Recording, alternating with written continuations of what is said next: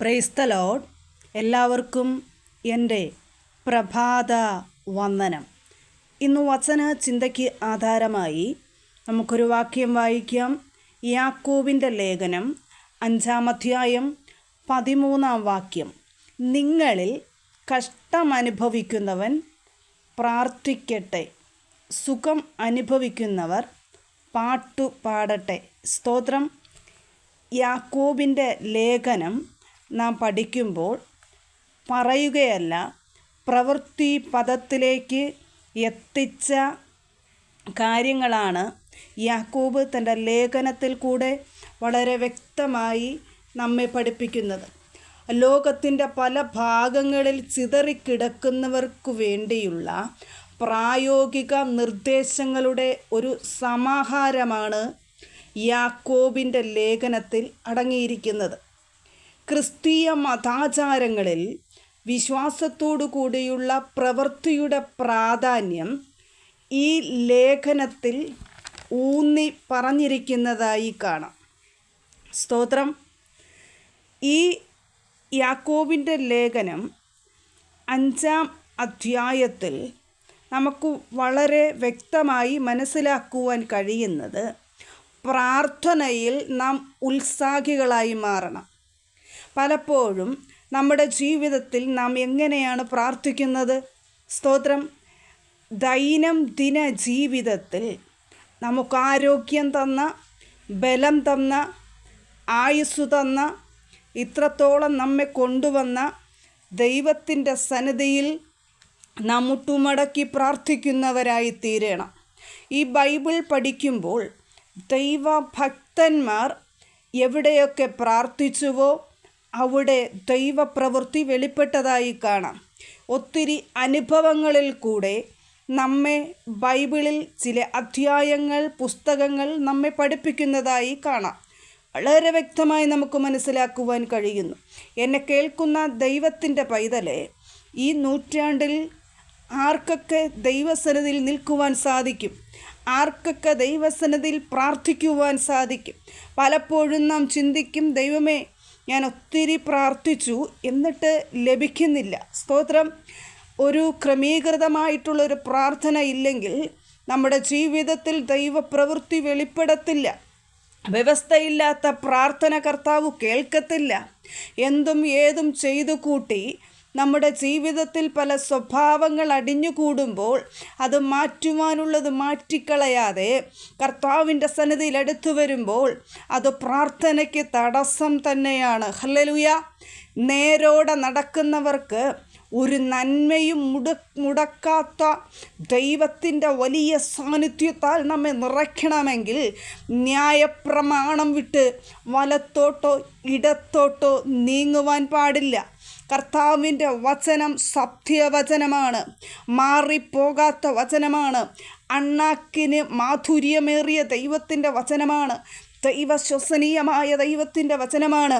എന്നെ കേൾക്കുന്ന പ്രിയ ജീവിതമേ, പ്രാർത്ഥനയിൽ നീ ഉത്സാഹിയായി തീരണം. കഷ്ടമനുഭവിക്കുന്നവർക്ക് വേണ്ടി പ്രാർത്ഥിക്കണം. സുഖമനുഭവിക്കുന്നവർ ഹല്ലേലൂയ ദൈവസന്നിധിയിൽ പാട്ടുപാടണം. ഹല്ലേലൂയ. പലപ്പോഴും പണ്ട് കാലങ്ങളിൽ പൂർവ്വ പിതാക്കന്മാർ ദൈവസന്നിധിയിൽ പാടി ആനന്ദിച്ചു. അനുഭവിക്കുന്ന സമയത്ത് പ്രാർത്ഥിച്ചു. പക്ഷേ ഈ കാലഘട്ടത്തിൽ ഹല്ലേലൂയ പ്രാർത്ഥന നിന്നുപോയിരിക്കുന്നു. ദൈവത്തെ ഹല്ലേലൂയ പ്രസാദിപ്പിക്കുവാൻ അവർക്ക് സമയമില്ല. അതിലുപരിയായി മനുഷ്യനെ പ്രസാദിപ്പിച്ചു കൊണ്ടിരിക്കുക. എന്നെ കേൾക്കുന്ന ദൈവത്തിൻ്റെ പൈതലെ, ഒരു വ്യക്തിക്ക് ഒരു അസുഖം വരുമ്പോൾ പലപ്പോഴും ഹല്ലേലൂയ നാം ഹല്ലേലൂയ അവിശ്വാസത്തിൻ്റെ വാക്കുകൾ പറഞ്ഞു കൊടുക്കുകയാണ്. 14-ാമത്തെ വാക്യം പറയുന്നു, നിങ്ങളിൽ ദീനമായി കിടക്കുന്നവൻ സഭയിലെ മൂപ്പന്മാരെ വരുത്തട്ടെ, അവർ കർത്താവിൻ്റെ നാമത്തിൽ അവനെ എണ്ണ പൂശി അവന് വേണ്ടി പ്രാർത്ഥിക്കട്ടെ. എന്നാൽ വിശ്വാസത്തോടു കൂടിയ പ്രാർത്ഥന ദീനക്കാരെ രക്ഷിക്കും. കർത്താവ് അവനെ എഴുന്നേൽപ്പിക്കും. ഹല്ലേലൂയ. അവൻ പാപം ചെയ്തിട്ടുണ്ടെങ്കിൽ അവനോട് ക്ഷമിക്കും. എന്നെ കേൾക്കുന്ന ദൈവത്തിൻ്റെ പൈതലെ, വിശ്വാസത്തോടെ പ്രാർത്ഥിക്കുവാൻ ഹല്ലേലൂയ ഇന്നത് ലഭിക്കും, ഈ വിഷയത്തിനൊരു മറുപടി ലഭിക്കും, ഈ ഹല്ലേലൂയ അസുഖം പൂർണ്ണമായ ഒരു വിടുതൽ ലഭിക്കും എന്നുള്ള വിശ്വാസത്തോടുകൂടെ പ്രാർത്ഥിക്കുവാൻ ദൈവത്തിൻ്റെ പരിശുദ്ധാത്മാവ് നമ്മെ ഓരോരുത്തരെയും സഹായിക്കട്ടെ. ഇന്ന് പ്രഭാതത്തിൽ കർത്താവിന് പറയുവാനുള്ളത്, നാം ഹല്ലേലൂയ പലരെയും പഠിപ്പിക്കുവാനും പലരെ വായിച്ച് കേൾപ്പിക്കുവാനും ഒക്കെ ഹല്ലേലൂയ ഭയങ്കര കഴിവാണ് ഹല്ലേലൂയ. എന്നാൽ നമ്മുടെ ജീവിതത്തിൽ, ദൈനംദിന ജീവിതത്തിൽ ക്രിസ്തുവിനെ ധരിച്ചുകൊണ്ട് ക്രിസ്തു നമ്മുടെ ഉള്ളിൽ വസിക്കുമാറാക്കിയിട്ട് ക്രിസ്തുവിനെ മാതൃകയാക്കി ദൈവപ്രവൃത്തി നേടിയെടുക്കുവാൻ ആർക്കൊക്കെ സാധിക്കും? എന്നെ കേൾക്കുന്ന ദൈവത്തിൻ്റെ പൈതലേ, ഹല്ലേലൂയ ശ്രദ്ധയോടെ നീ പ്രാർത്ഥിച്ചാൽ ഹല്ലേലൂയ വിഷയങ്ങൾക്കൊരു മറുപടി ഉണ്ടാകുമെന്ന് ദൈവത്തിൻ്റെ പരിശുദ്ധാത്മാവ് വളരെ വ്യക്തമായി ഇന്ന് പകൽക്കാലം വചന വെളിപ്പാടറിയിക്കുകയാണ്. നീ വിശ്വാസത്തോടെ എണ്ണ പൂശി ആ രോഗമുള്ള ഭാഗത്ത് പുരട്ടിയാൽ അതിന് സൗഖ്യം ലഭിക്കും. ഹല്ലേലൂയ ദീനക്കാരെ രക്ഷിക്കുമെന്നാണ് കർത്താവിൻ്റെ വചനം പറയുന്നത്.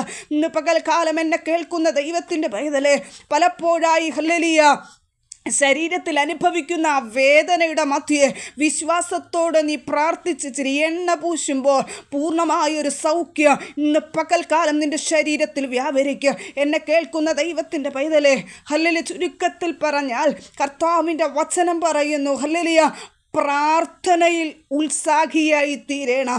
ദൈനംദിന ജീവിതത്തിൽ വ്യക്തിപരമായ ഹല്ലേലൂയ കർത്താവുമായിട്ടുള്ള അഭേദ്യമായ ബന്ധം സ്ഥാപിച്ചുകൊണ്ട് ദൈവസന്നിധിയിൽ പ്രാർത്ഥിച്ച് ജയമെടുക്കുക. ദൈവത്തിൻ്റെ പരിശുദ്ധാത്മാവ് നമ്മെ ഓരോരുത്തരെയും സഹായിക്കട്ടെ.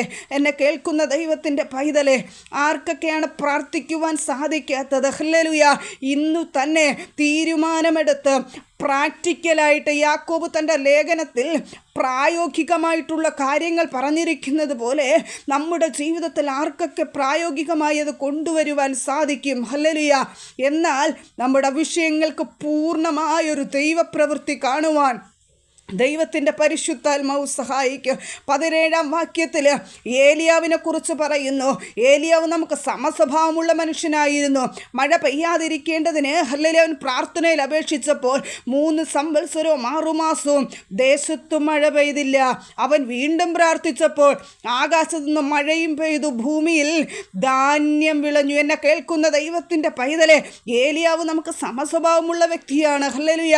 അതുപോലെ നമ്മുടെ ജീവിതത്തിൽ അനുഷ്ഠിക്കേണ്ട ന്യായപ്രമാണം ഹല്ലേലൂയ അനുസരിച്ചുകൊണ്ട് വിശുദ്ധിയോടെ വേർപാടോടെ നിന്നുകൊണ്ട് ക്രിസ്തുവിൻ്റെ വചന അടിസ്ഥാനത്തിൽ പ്രാർത്ഥിക്കുകയാണെങ്കിൽ ആ പ്രാർത്ഥനയുടെ മധ്യേ ദൈവത്തിൻ്റെ പരിശുദ്ധാത്മാവ് ഇറങ്ങി വരിക തന്നെ ചെയ്യും. എന്നെ കേൾക്കുന്ന ദൈവത്തിൻ്റെ പൈതലേ, പ്രിയ മാതാവേ, പിതാവേ, ഹല്ലേലൂയ ഇന്ന് പകൽക്കാലം നീ ഭാരപ്പെടുന്ന ഹല്ലേലൂയ വിഷയത്തിൻ മധ്യേ ഇന്ന് പകൽക്കാലം ഒരു ദൈവീകമായിട്ടുള്ളൊരു പ്രവൃത്തിയുണ്ടെന്ന് വചനത്തിൽ കൂടെ വെളിപ്പാടറിയിക്കുകയാണ്. നീ എണ്ണ പൂശിയൊന്ന് പ്രാർത്ഥിച്ചേ. ഹല്ലേലൂയ. നീ വിശ്വാസത്തോടെയൊന്ന് പ്രാർത്ഥിച്ചേ. ഹല്ലേലൂയ. ഏലിയാവ് പ്രാർത്ഥിച്ചതുപോലെ പ്രാർത്ഥിക്കുക. ഇന്ന് ഹല്ലേലൂയ പകൽക്കാലം ദൈവത്തിൻ്റെ പരിശുദ്ധാത്മ വളരെ വ്യക്തമായി പറയുന്നു, നിന്റെ വിഷയത്തിനൊരു പരിഹാരമായി ഹല്ലേലൂയ. എന്നെ കേൾക്കുന്ന ദൈവത്തിൻ്റെ പൈതലേ, കർത്താവിൻ്റെ സന്നിധിയിൽ അടുത്തു വന്ന എൻ്റെ കർത്താവ് നിൻ്റെ അടുക്കൽ വരും കേട്ടോ. ഈ ലോകം തരുന്ന സമാധാനമല്ല, ഈ ലോകം തരുന്ന തൽക്കാലമായ സൗഖ്യമല്ല, പൂർണ്ണമായൊരു വിടുതൽ, പൂർണ്ണമായൊരു സൗഖ്യം. ഹല്ലേലൂയ. പൂർണ്ണമായ വിഷയത്തിന് വിടുതൽ വേണമെങ്കിൽ സർവശക്തനായ ദൈവത്തിൻ്റെ കരത്തിൽ നീ ഏൽപ്പിച്ചേ മതിയാകത്തുള്ളൂ. കർത്താവിൻ്റെ സന്നിധിയിൽ നീ അടുത്തു വന്നേ മതിയാകത്തുള്ളൂ. ഈ വചനങ്ങളാൽ ദൈവം ധാരാളം അനുഗ്രഹിക്കുമാറാകട്ടെ. ആമേൻ. God bless U.